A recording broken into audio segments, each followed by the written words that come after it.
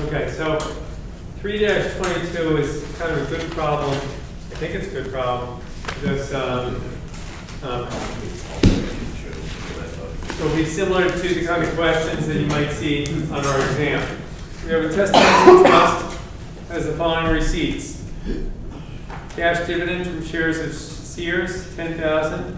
Interest on City of New York, tax exempt, right, code section 103, $10,000. Capital gain on the sale of Black Acre, $80,000.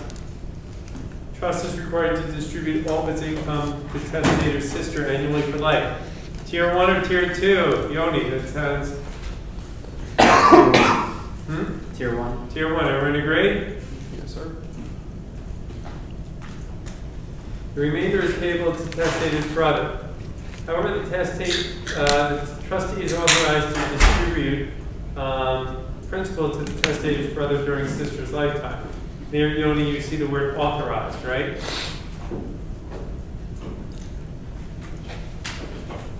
So, trust distributes $20,000 principal to testator's brother. Calculate the trust fiduciary accounting income, gross income, tentative taxable income, D&I, section 661A1 deduction, 662A2, and taxable income. Also calculate the income subject to taxation in the hands of the brother and sister of the testator, as well as the tax character. All right, but this is very similar to what, the numbers, again, similar to what I might ask for you guys to do. So let's go through each part methodically and make sure you get the same numbers I do. So the first is to figure out the fiduciary accounting income, right? Fiduciary accounting income. So, Adrian, what would you say is the fiduciary income? Patrick, see if you agree. I'll just break down numbers.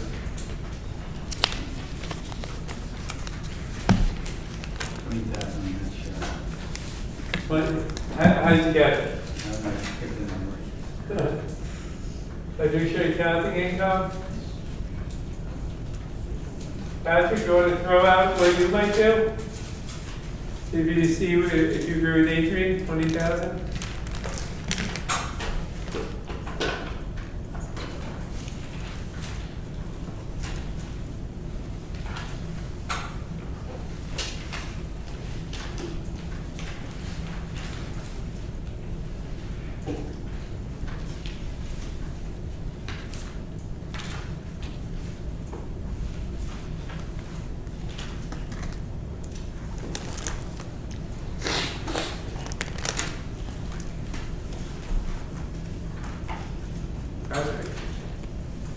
Don't make it too complicated, Anthony.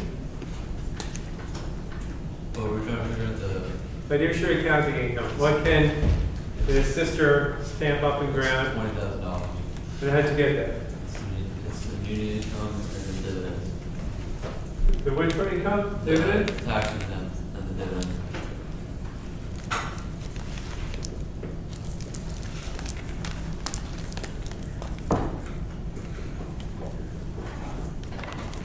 Capital gains is 0 here, right? She can't demand that. So fiduciary accounting income is 20,000. Right? So Adrian, you're right. 20,000. Everyone agree? Yes.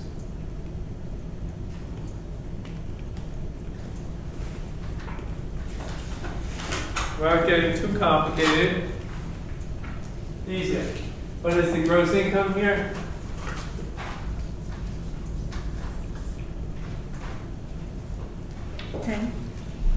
Okay, would you agree? Sal?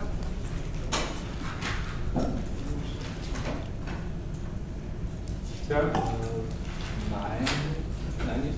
90,000. Jenny, who's right? Gross income? Yeah, 90,000. He said we have to include the capital gains, okay? Oh. So it includes the dividends.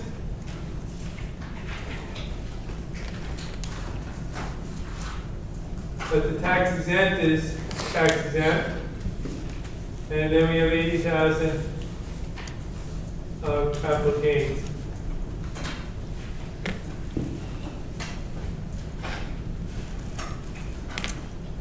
Gross income.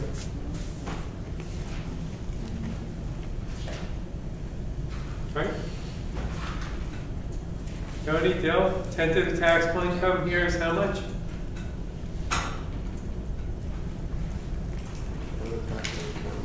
That's.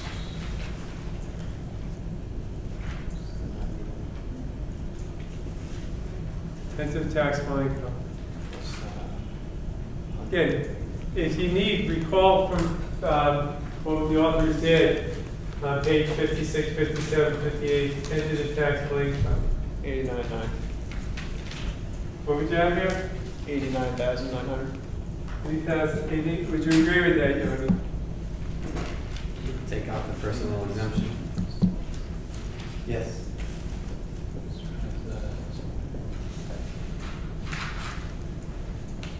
Here's a big mistake, Mohammed. Yes, no, maybe? You'd start with gross income, take out the personal exemption. However, what is the personal exemption here? Common mistake students make. Is it 300 or 100? 300. Why? Do you remember, any trust that pays all of its income, it's read 652. If it pays all of its income, it doesn't say if it's a simple trust, you get 300. If it's a complex trust, you get 100. It says if a trust pays all of its income, you get 300 is the personal exemption, right? Okay. So the principal distribution has nothing to do with it. I'm sorry? The principal distribution has nothing to do with it. Has nothing to do with it. Okay.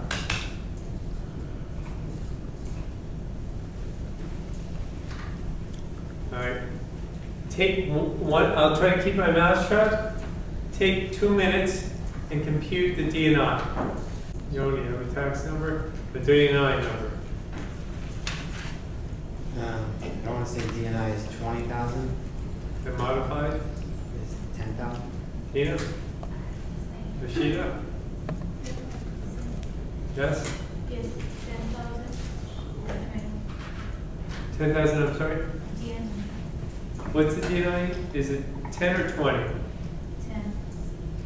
And what's your modified D&I?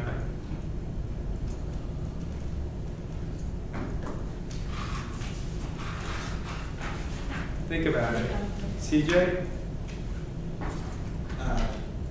20 for DNI. Modified?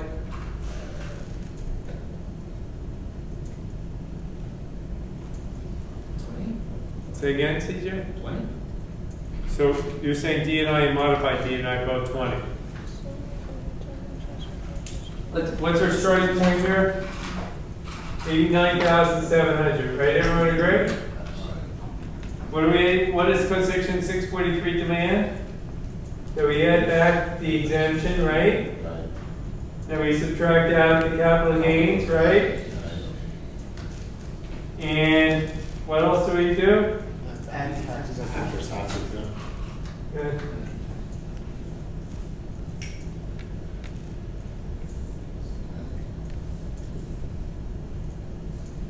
Oops. So it ends up being 20, right? D&I will be 20.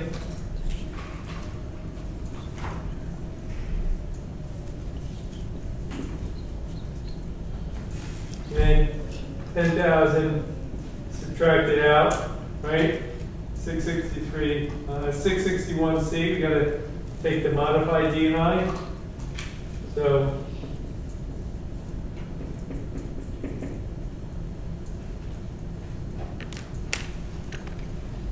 and everyone got that? So this is the income distribution deduction.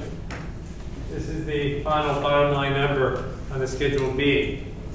It's the amount that can be deducted.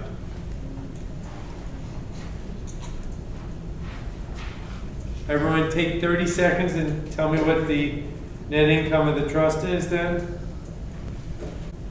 Dylan, you have what number? 797. 397, Jenny? 797. Okay, so we take the 89,710 to the taxable. This is still on the first page of the return. We get a $10,000 distribution deduction, tier 1. Okay, this is under 661A1.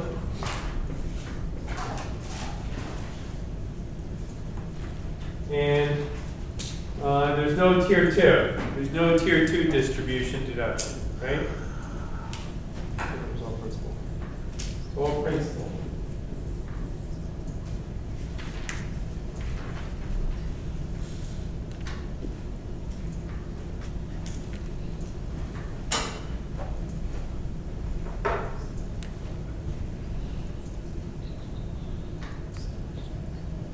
Next, looking at the trust.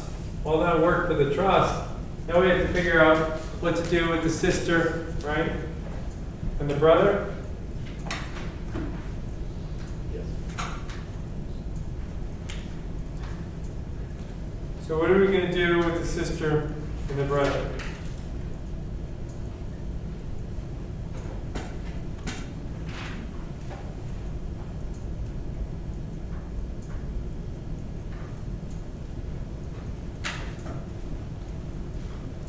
How much must the sister include?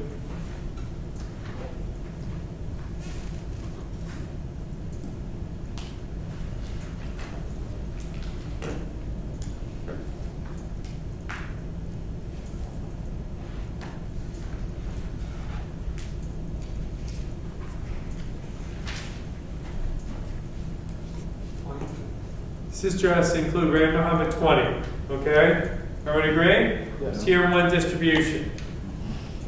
Now, what is the character of that income? Muhammad?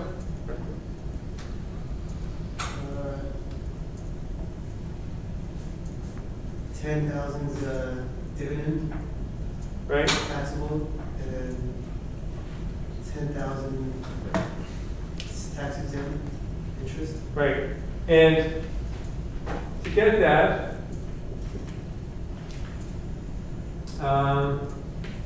you're going to take the fiduciary accounting income times dividends over D&I, right? And the fiduciary accounting income is 20 times 10 over 20. It's going to result in 10 taxable dividends, and go through the same computation with tax exempt.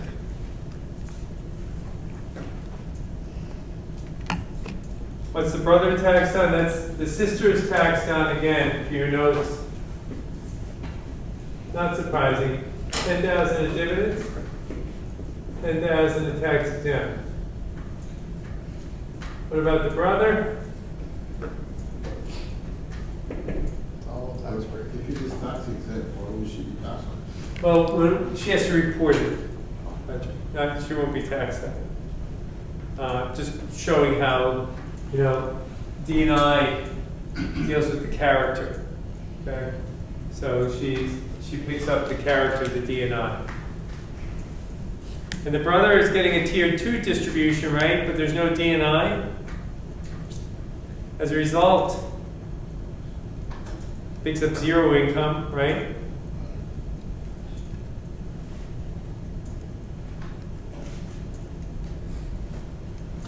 So therefore, we don't have to worry. 0. Go ahead, Jody. Going back to the net income, the $10,000, that's the distribution deduction, Right? limited to only taxable income. Yes, IDP.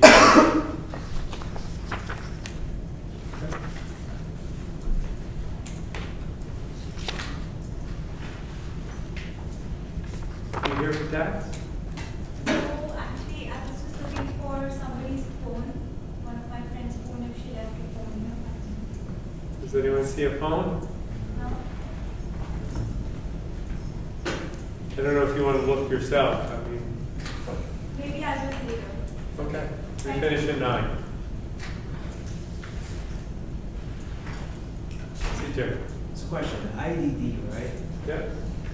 That's the last line on Schedule B.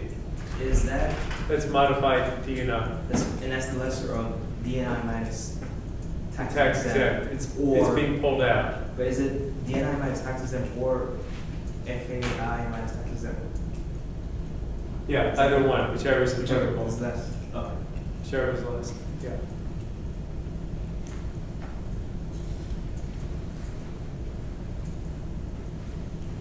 All right.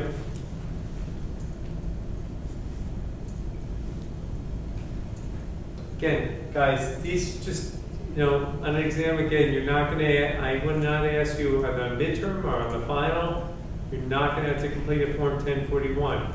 It's just gonna be exercises like this, exercises like this. That's all it is. Very mechanical, nothing tricky. Not only, my goal, I told you, by the end of the semester, is to give you a working vocabulary of how to label different trusts, whether it be a GST trust or a revocable trust or irrevocable trust. But you feel comfortable using terms like DNI, Tier 1 distribution, Tier 2 distribution, and generally you know the tax applications.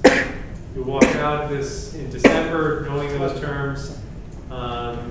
Again, I think your time will have been well spent on Wednesday nights. That's my goal. First, for the sister, since we already know that we have 10,000 that is tax exempt, when we just said it's 10,000, that is the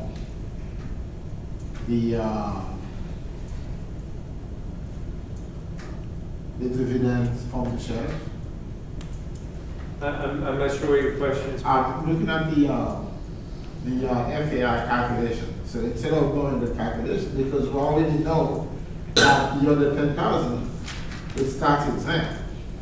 So I would just say that the net income is 10,000. When you say, for what purpose? The fiduciary accounting income is really 20. It has to be. That's what she can demand. Well, because she's really reporting 20. She is, but again, two different concepts. One is a income tax concept of what she has to report. The other, though, is she's the beneficiary of a trust. What right does she have to what, right? And she has a right to get $20,000 actually cash. Okay? Okay. Problem 3-23. Trustees authorized to sprinkle income and principal among the testator's children. Okay, you read that first line, that first clause. Again, Yoni, you'll appreciate the word authorized, which suggests what? Any Tier 1 beneficiaries, guys? For the moment, no. Everyone agree? My question was, is authorized could become tier 1? It wasn't specifically one. I don't think it can. The word authorized to me connotes, will never connote a Tier 1 beneficiary. However, the trustee is directed, now the word directed is a mandate, to distribute $30,000 to each child on his or her 30th birthday. During the year in which the testator's daughter turns 30, the trust has $45,000 of DNI.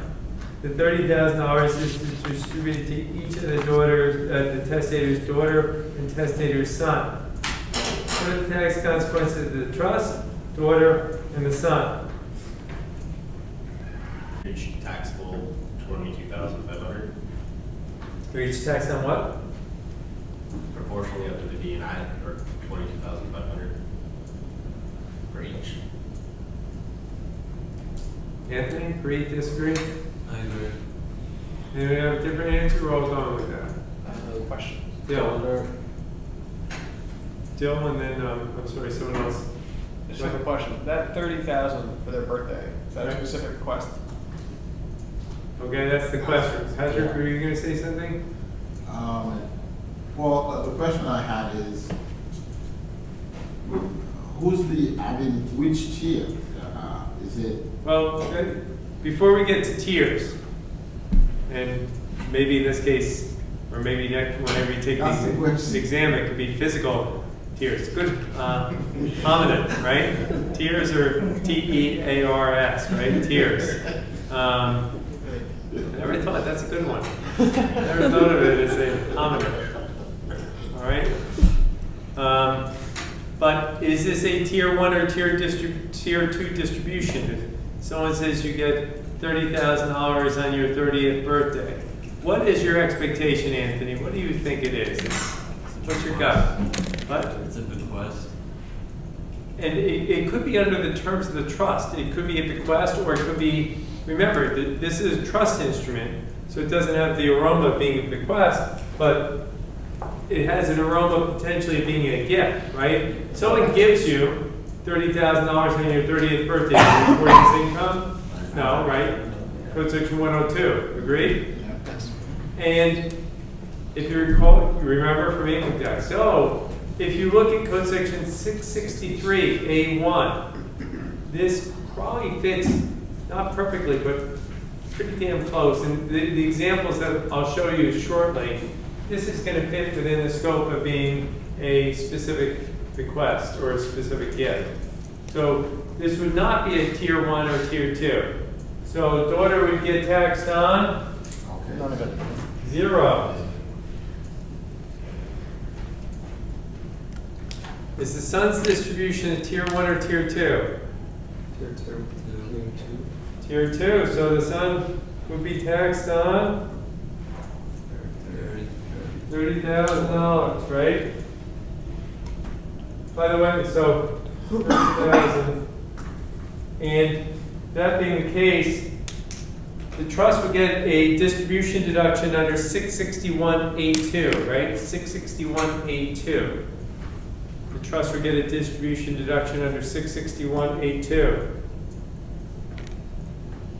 The son would be taxed, right? We know the drill, under 662A2, right? Trust gets the deduction under 661. He has inclusion under 662. Where does that leave our trust? 15,000. Tax bond 15. Is it 14.9? Well, yes, ultimately, but just tentatively. 15. Yeah, we just try to keep it simple. But Anthony, I appreciate it. You're absolutely right. The exemption here would be 100.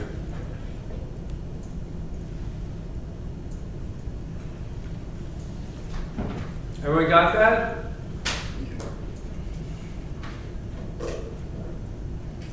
And again, for your notes, your authority, code section 663 makes the request to the daughter here non-taxable, right?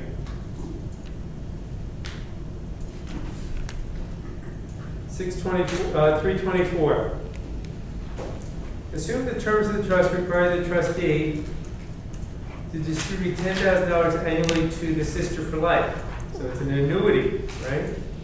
The terms of the trust also authorize, but do not require, Yoni, you must have known these authors, the trustee to distribute the principal to brother during sister's lifetime. So brother can get some. Right, these are not separate shares. Everyone, when you read this problem, you don't see any Tina equalization here, right? You see, there's no equalization, so there's no suggestion that there's separate shares.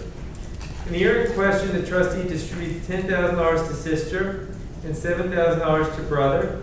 Assume that both D&I and fiduciary accounting income are $12,000. None of it's tax exempt. Sister, brother, trust. Adrian, Patrick, how would you go about taxing this, Adrian? So sister is going to be taxed on 10 and brother on 2. The trust on? 0. Patrick, agree? Agree. Yeah. Why, Adrian? Because of the D&I being only 12,000, so she's tier 1. So she Okay, let's start with that. She's tier 1. Yeah. There's a regulation, just for your notes, for the authority. The regulation is 662A-2C. I'll repeat, 662A-2C.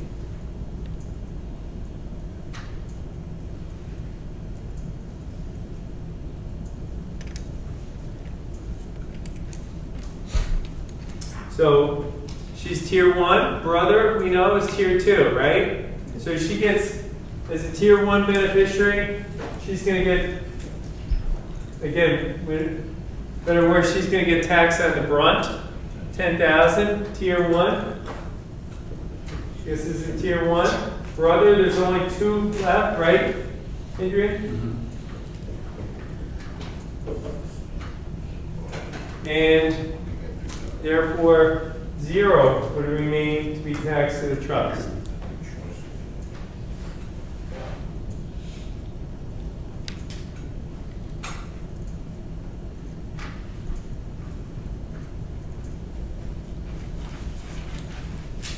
(3-25). Assume the terms of the trust require the trustee to distribute $10,000 annually to the sister for life. The terms of the trust also authorize but do not require the trustee to distribute principal to brother and sister during sister's lifetime. In a year in question, trustee distributes $25,000 to sister, $10,000 to brother. Assume both D&I and fiduciary income are $12,000. None of it's tax exempt. So take a moment, come up with that. These are valid. You have numbers? Yeah. Sister is, 11,200. Say again? 11,200. 11,200. And the son's tax on what? Or the brother? There's 800. You say the sister's 11,200, and he's taxed on 800. These agree? Not sure? You disagree? Agree? Not sure? CJ? Sounds good. Sounds good. What's your Anthony? Right? You look convinced. No, I think it's a tier 1 and tier 2 situation, but listen, and then I'm kind of considering maybe they're both tier 1, but I think it's a tier 1 and tier 2 situation. It is a tier 1, tier 2. Yes. How much is tier 1? Sister is 10. The sister's 10. Everyone agree that we have sister and brother, tier 1, T1, T2, right? Everyone agree? Sister's getting 10 under T1, right? Yep. How much is sister getting as a tier 2? 15. 15, and how much is the brother getting? 10. How much? 10. 10, right? Everyone agree? Those are 2 tier 2 distributions, right? How much D&I is left after the first tier distribution? 2. Piece, right? 2, right? Well then, remember that the larger the distribution, the more D&I will pull out, right? There's only 2,000 left. What's the total of the tier 2 distributions? 25. So you take 2 times 15 over 25 equals 1,200. And 2 times 10 over 25 equals 800, right?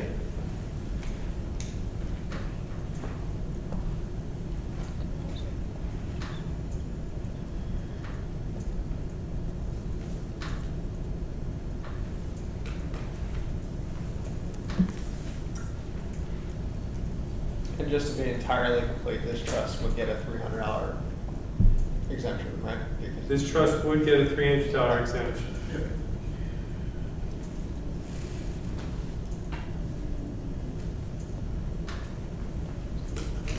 Everyone see this? So, and that's how we got 1,200. It's the 10,000 plus the 1,200. The brother only gets taxed on 800. Everything else is a return, right? Principal distribution, deemed principal. And the trust, you know, just to keep it simple for the moment, 0.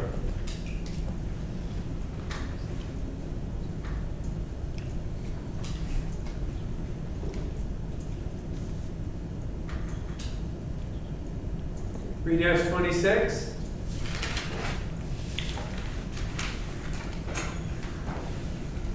Assume that the terms of the trust require the trustee to distribute 1/2 of all income to A annually. The terms of the trust also require the trustee to distribute $30,000 annually to B. Payable from income or principal on the trustee's discretion. The terms of the trust authorize but do not require, there you go, Yoni, the trustee to distribute any of the remaining income or to distribute principal to C or D or both. The two other players. So we have A and B, and now we have C or D, C and D. In the year in question, both D and I and fiduciary accounting income are 80, none of which is tax exempt. The trustee distributes 40,000 to A, 30,000 to B, and 30,000 to C. The latter two distributions are chargeable to principal. What are the tax consequences to A, B, and C, and the trust? Don't worry about the question about whether it's distributable, chargeable to principal or income. Not going to make a difference. So just go through your normal analysis. What's tier 1? What's tier 2?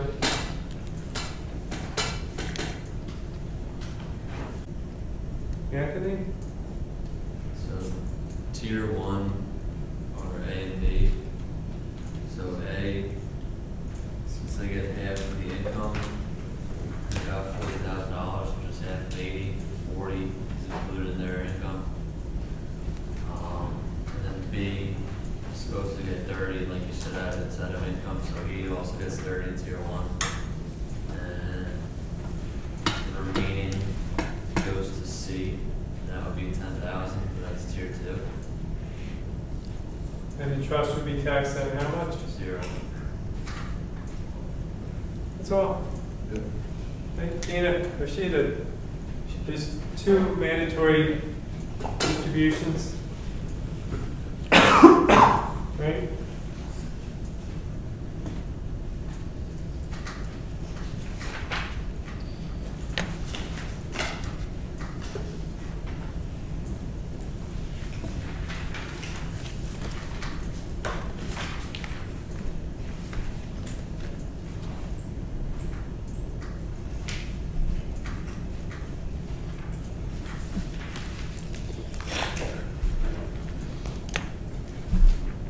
All right. Any questions on this?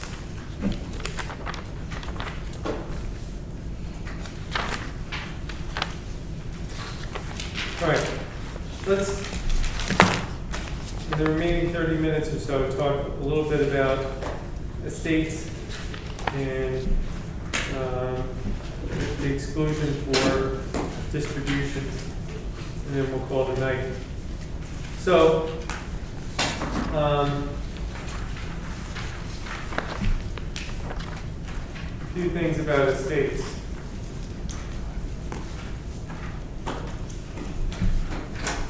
Again, for your notes, for your information, they are always treated as complex. Do they ever have tier 1 distributions? Do estates ever have tier 1 distributions? And generally, I've never met an estate that had a tier 1 distribution. So generally, any distribution an estate makes will be tier 2.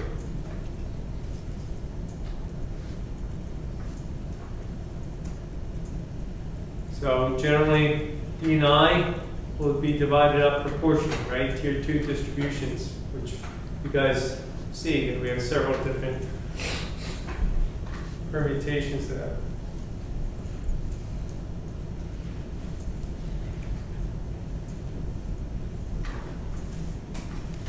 We have a case the authors present to us. So this should be a reinforcement. Whatever we look at here, it's really a reinforcement of what we've been spending the whole night on. We have this Bohan case, which, if it makes you feel any better, was in the lower court, the district court, and they got it wrong. And if it makes you feel any better, the 8th Circuit got it wrong. So if you think, gee, you're having a tough time with some of this stuff, you're not alone. So that's comforting. That's comforting, right? Tax year in question is 1957. The estate had D&I of $29,000, and the estate made a distribution of $162,000. Okay, so we're gonna have the visual. There's a pretty hefty amount of D&I. The estate makes a distribution to beneficiaries. And what we say, who should bear the tax here? Beneficiaries. The beneficiaries. But, and by the way, again, you guys have to remember that the whole psychology of what was the ideal tax strategy got undone in 1986. Prior to 1986, the idea was let the income be taxed to the estate or trust, right? Because it was a separate taxpayer, had its own marginal bracket structure, and ordinarily those rates were much lower than for individuals, right? In 1986, Congress essentially institutes a flat tax on trusts and estates at the highest rate. So after 86, most trusts and prior to 86, many people tried to keep estates open as long as possible. Why? Hey, keep an estate open for 5, 6, 7 years and keep using that lower bracket. So the IRS often had to come in and say, hey, this is no longer valid in this estate. That's no longer the case. The whole psychology has changed, right? Right. All right, so picture, if you will, the taxpayer wants to win here by keeping it taxable to the estate. Now, how do you make it taxable to the estate? Well, even though they made a distribution, they claim the position of the IRS, the taxpayer, was at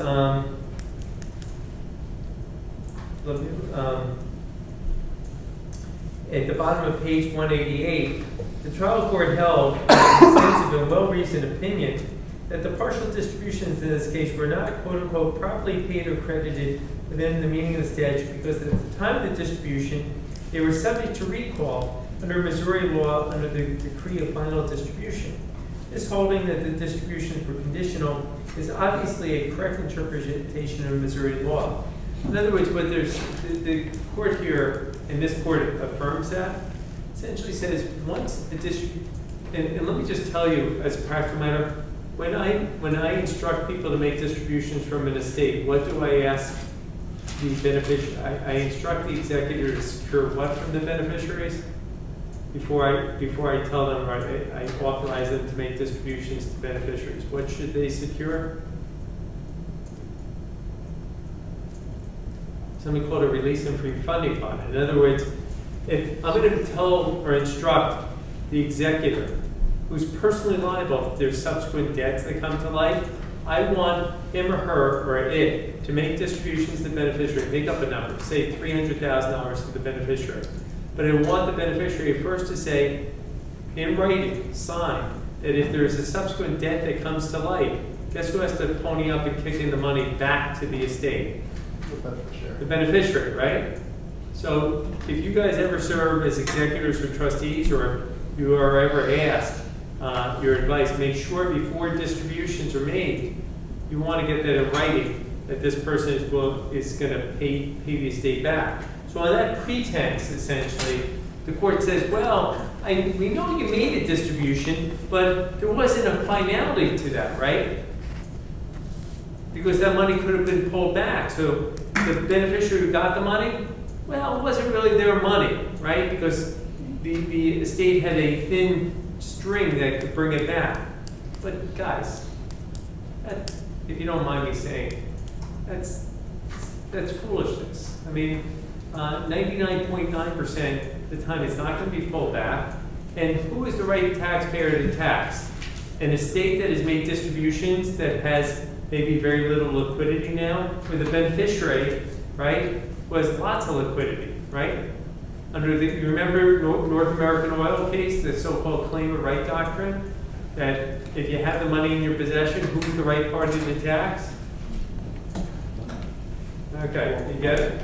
So, I just want to call that to your attention, and the court rules in the taxpayer's favor. but it's a pretty outrageous. I mean, all of subchapter J is based on, and the taxation of estates are based on who's getting the money. And this case turns that on its head, okay? The authors point out on the following page 190, item 3, how this case has been essentially overruled.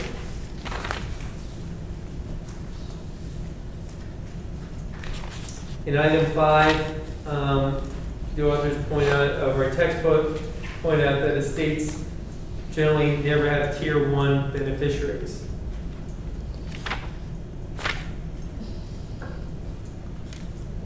And points out, just that it has tier 2 beneficiaries. That tiering system doesn't apply to whoever gets the remnants of the estate upon its termination, right? I don't know what you mean doesn't apply. If So- the estate has D&I, they'll get tier 2 distributions. Oh, okay. So it's just treated as, okay. Okay? Got it. There may be very little income for D&I at that point.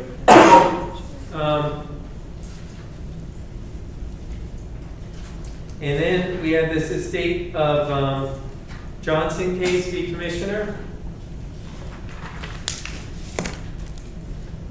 Here,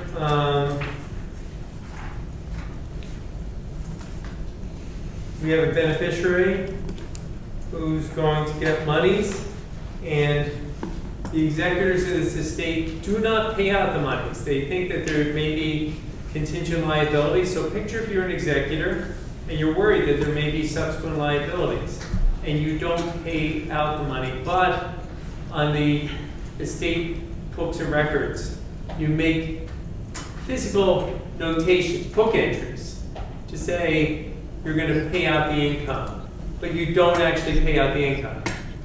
Or you're going to make principal distribution, but you don't make actual payments. Just make book entries, right? Everyone get the visual? That's what's going on here. The executor or personal representative is not making physical distributions. It's making book entries.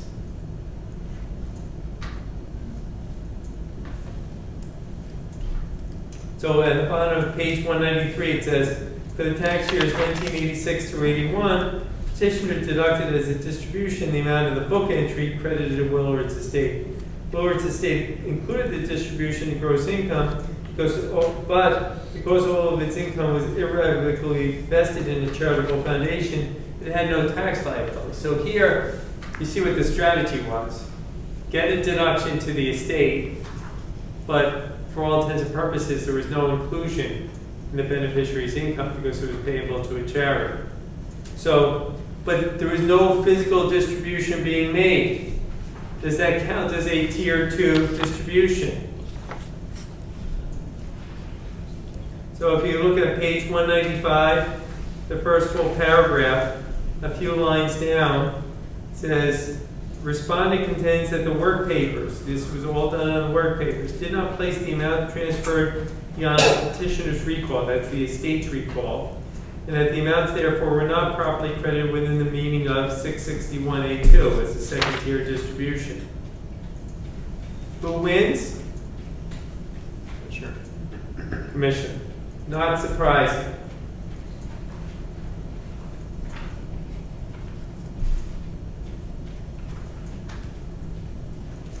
So,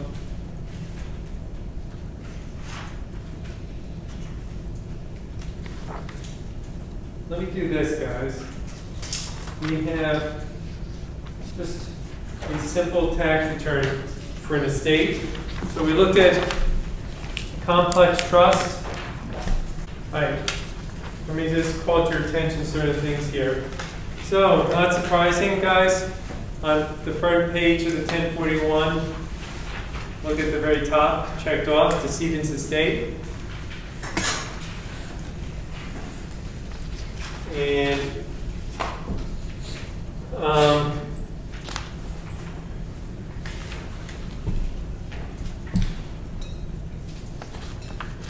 let's just look at the interest income, dividends, 8,000. We'll get into qualified dividends in a moment.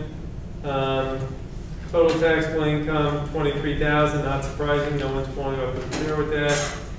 Very simple deductions, right? 7,000, 3,000, total deductions, 10,000. So our adjusted taxable income is 13. If you turn to the next page, Schedule B, let's figure out our deduction here. We start off at 13, we don't have to subtract out capital gain. And we look at line 9. I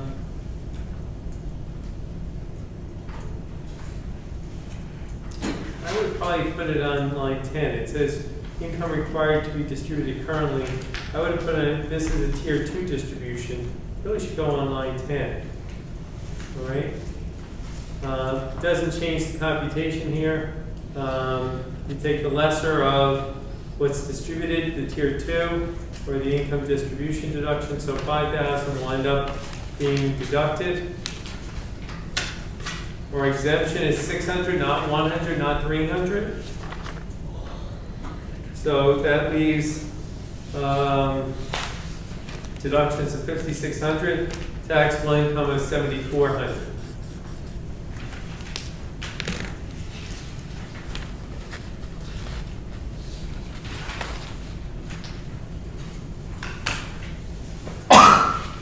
And I just call your attention to K1. Depending on how you want to do it, there's different ways. Rashida, you recall that you could allocate the expenses if you can. Take it, if you saw, allocate the $10,000 of expenses to the interest income. Okay, so that leaves, it's an indirect expense, right? The fiduciary accounting fees and the accounting fees are indirect expenses. So in theory, you could take that all against the interest income. So the interest income is 5, dividends is 8, and then because there's a $5,000 distribution, total income after expenses is 13,000. So that's probably a better way than what the computer did in terms of reducing taxable interest income. It did it proportionally based on the size of the distribution, and because the interest is much larger than the dividends, that's why we have, that's why in the K1 it's showing more taxable interest income than dividend income. But you can change that, right? You can manipulate that, right? You can allocate expenses. Everyone agree? Indirect expenses you can allocate. Direct expenses, you have to allocate directly to what gave rise to them. And then if you have expenses relating to tax exempt income, you have to allocate that specifically to the tax exempt. Anyway, guys, I just want to give you a quick flavor. You can look through this, these two things that I distributed, problem 1 and problem 4. If you have any questions on the numbers, let me know. Let's just take a final thing for the night, final thing, I won't test heavily in. By the way, the final exam is cumulative. Obviously, we'll test more heavily on material that we look at the second half of the course, all right? So final thing I just want to call to your attention for tonight, and then we'll call it a night, is exclusion of particular distributions. Again, the estates, let me just emphasize, estates, the only thing you have to worry about are the fact that it's going to be tier 2 distributions, right? That's the one distinction. So simple trust, there is no tier 1, tier 2. Complex, tier 1, tier 2 could be on either side. Estates, tier 2.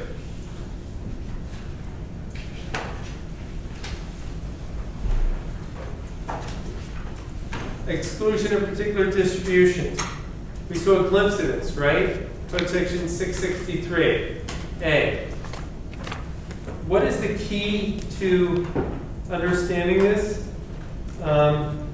If you look, if you could, at the regulations under 663,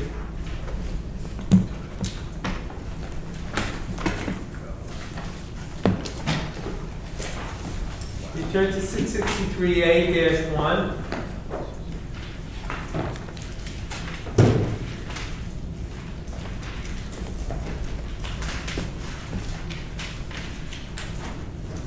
Everyone have that?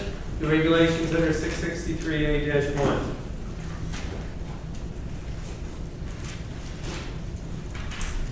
It says that in order to be excludable from gross income, under A in general towards the bottom, it says it must qualify as a gift or bequest of a specific sum of money or specific property. And 2, the terms of the governing instrument must not provide for its payment in more than 3 installments. Okay, then it repeats some of the general rules. Let's take a look, at least on mine, it's on the right-hand column, example 1. This is under 663A-1, and this is under B3. There's examples. Let's take a look, example 1. It says under the terms of the will, legacy of $5,000 was left to A, 1,000 shares of X stock was left to W, and the balance of the estate was to be divided between W and B. Anytime you're referring to a residuary of the estate, that can never qualify. Everyone hear me? Residuaries of an estate can never qualify under 663A. No provision was made in the will for the disposition of income of the estate during the period of administration. The estate has income of $25,000 during the year, which was accumulated and added to corpus. During the taxable year, the executor paid a legacy of $5,000 in a lump sum to A, transferred the company stock to W, and made no other distributions. Not surprising, right, guys? Those are the essence. If you never sat in this class, right, everyone here would agree that those have all the aroma of being non-taxable under 102A. Everyone agree? And what 663 does, it takes it outside the scope of Tier 1 or Tier 2 distributions, right? There's no deduction to the estate. There's no inclusion to the beneficiary, right? Look at example 2. Under the terms of the will, testator's estate was to be distributed A. No provision was made in the will for the distribution of the estate's income during the period of administration. And I'm telling you, no, there's never provision made. The estate had income of $50,000. The estate distributed to A stock with a basis of 40, fair market value of 40. The date of distribution, no other distributions were made during the year. The distribution does not qualify under 663 because it is not a specific gift to A. There's nothing in the will that said he was supposed to get that. So that's going to pull out D and I, right? So the state's going to get a deduction.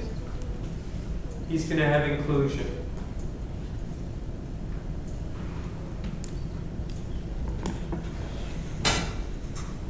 So if you look after example 3, right after example 3, it says a gift or bequest of a specific sum of money or condition or specific property is not disqualified under this paragraph solely because the payment is made subject to a condition. And you just saw that in our problems. For example, provision for a payment by a trust to a beneficiary A of $10,000 when he reaches age 25 and $10,000 when he reaches age 30, right? Those are conditions. With the payment over to B of any amount not paid to A because of his death is a gift to A of a specific sum of money payable in 2 installments, right? Everyone see? So conditions will not thwart the applicability of Code Section 663.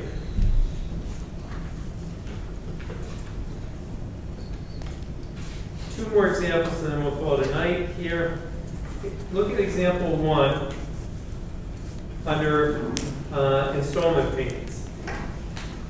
Okay, because I don't want you to get confused about what is an installment payment. Under the terms of the decedent's will, $10,000 in cash, household furniture, a watch, or an automobile, 100 shares of Company X stock, 1,000 bushels of grain. That's a weird request, right? 500 head of cattle, and a farm, or bequeathed or devised outright to A. The will also provides for the creation of the trust for the benefit of A.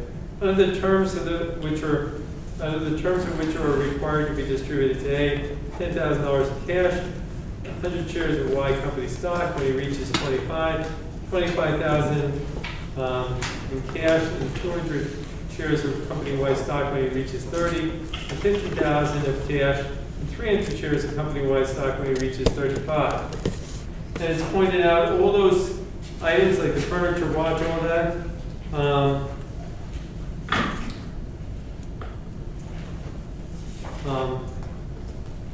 the furniture, watch, automobile, and farm are excluded in determining whether any gift or bequest is required to be paid or credited in more than 3 installments. Okay? These items qualify, those are specific, okay? Everyone would have expected, right? Those are going to be exempt. Right? They're specific requests, they're outside the scope. The $10,000 of cash in the shares of company-wide stock, the grain account, required to be created to trust, to be paid, credited, and are considered as required to be paid or credited in a single installment to each, regardless of the manner of a payment. And it goes through here and says that the installments only equal 3, so therefore it falls, these items fall within the scope of Code Section 663. However, if you look at example 2, it says same facts, except that there's another distribution of a specified sum when he becomes 40. Oh no. Now, how many installments are there? There's 4 installments. That subverts the applicability of Code Section 663, and therefore all these would be considered in the nature of distributions. So they would not qualify, and they would pull out D and I each time. It's not like the first 3 qualify and the 4th one doesn't. All of them would no longer qualify. All right?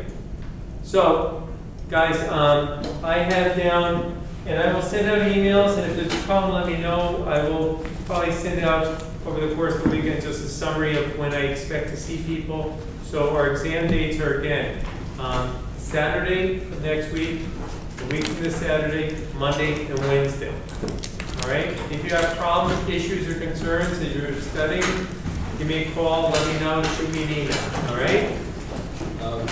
Do we have a class next week? We do not. We do not have class in lieu. You're supposed to be studying and mastering the material.